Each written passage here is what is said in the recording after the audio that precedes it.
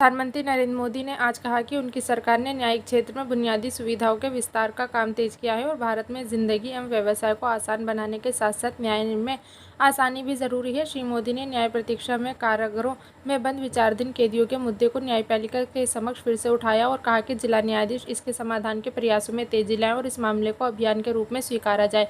श्री मोदी अखिल भारतीय जनपद स्तरीय विधिक सेवाओं के अधिकारियों के सम्मेलन को संबोधित कर रहे थे। यह अपनी तरह का पहला आयोजन है। इसमें उच्चतम न्यायालय के मुख्य न्यायाधीश एन.वी. रमन्ना, न्यायमूर्ति यू ललित, डी.वाई. चंद्रचूड़, विधि मंत्री किरण रिजिजू और राज्य मंत्री एस.पी. बघेल, उच्चतम न्यायालय के अन्य न्यायाधीश, उच्च न्यायालयों के मुख्य न्यायाधीश, राज्य स्तरीय विधिक सेवा प्राधिकरण के अध्यक्ष और जनपद विधिक सेवा प्राधिकरण के अध्यक्ष शामिल थे। प्रधानमंत्री ने कहा, यह समय आज़ादी के अमृतकाल का समय है। ये उन संकल्पों का समय है जो अगले 25 वर्षों में देश को नई ऊंचाइयों पर ले जाएंगे। देश की इस अमृत यात्रा में ईज़ ऑफ डूइंग बिजनेस, कारोबार की सुगमता और ईज़ ऑफ लिविंग, जीवन की आसानी की तरह ही ईज़ ऑफ जस्टिस, न्याय में आसानी भी उतनी ही ज़रूरी है। श्री मोदी ने कहा कि समाज में न्यायिक फैसले देना जितना ज़रूरी है उतना ही ज़रूरी है कि हर व्यक्ति को न्याय आसानी से मिले, न्यायिक प्रणाली तक लोगों की पहुंच आसान हो। उन्होंने कहा, समाज में न्यायिक प्रणाली तक लोगों की पहुंच को आसान बनाने में, लोगों को न्याय दिलाने में न्यायिक क्षेत्र में बुनियादी सुविधाओं का योगदान अहम है। उन्होंने कहा, पिछले 8 वर्षों में देश के न्याय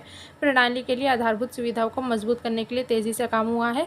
वे ई-कोर्ट मिशन के तहत देश में डिजिटल अदालतें शुरू की जा सकती हैं। यातायात नियमों के उल्लंघन जैसे अपराधों के लिए 24 घंटे चलने वाली अदालतों ने काम करना शुरू कर दिया है। लोगों की सुविधा के लिए अदालतों में वीडियो कॉन्फ्रेंसिंग की अवसंरचना का विस्तार भी किया जा रहा है। श्री मोदी ने इस अवसर पर जनता को अपने अधिकारों कर्तव्यों के प्रति जागरूक रहने का आह्वान किया। उन्होंने कहा कि एक आम नागरिक संविधान के प्रदत्त अपने अधिकारों से परिचित है, वे अपने कर्तव्यों से परिचित हो सकते,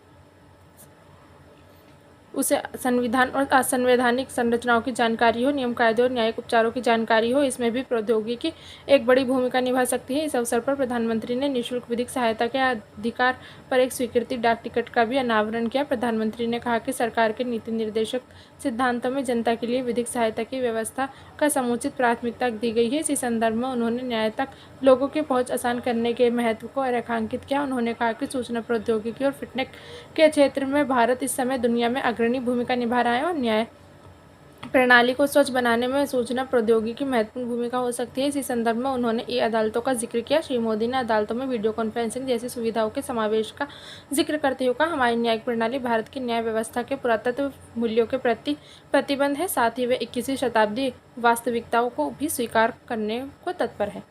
श्री मोदी ने कहा कि हमें अब उन क्षेत्रों में काम करना है जिनकी अब तक उपेक्षा हुई है।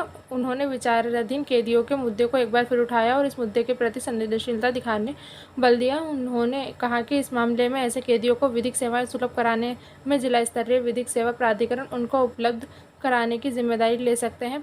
प्रधानमंत्री ने जनपद न्यायाधीशों से अपील की कि वे विचाराधीन कैदी समीक्षा समिति के अध्यक्ष के रूप में ऐसे कैदियों को जेल से मुक्ति दिलाने की प्रक्रिया में तेजी लाएं। उन्होंने राष्ट्रीय विधिक सेवा प्राधिकरण से कहा कि वे विचाराधीन कैदियों के मुद्दे को एक अभियान के रूप में स्वीकार करें। उन्होंने बार काउंसिल से अपील की कि वे ज़्यादा से ज़्यादा अधिवक्ताओं को इस अभियान से जोड़ने के लिए प्रेरित करें। उल्लेखनीय है कि विचाराधीन कैदियों के मुद्दे को श्री मोदी इससे पहले भी ऐसे अवसरों पर उठा चुके हैं। 2 दिन का यह आयोजन राजधानी के विज्ञान भवन में आयोजित किया गया है। इस समय देश में 676 जिला स्तरीय विधिक सेवा प्राधिकरण काम कर रहे हैं, जिनका अध्यक्ष जनपद न्यायाधीश होता है।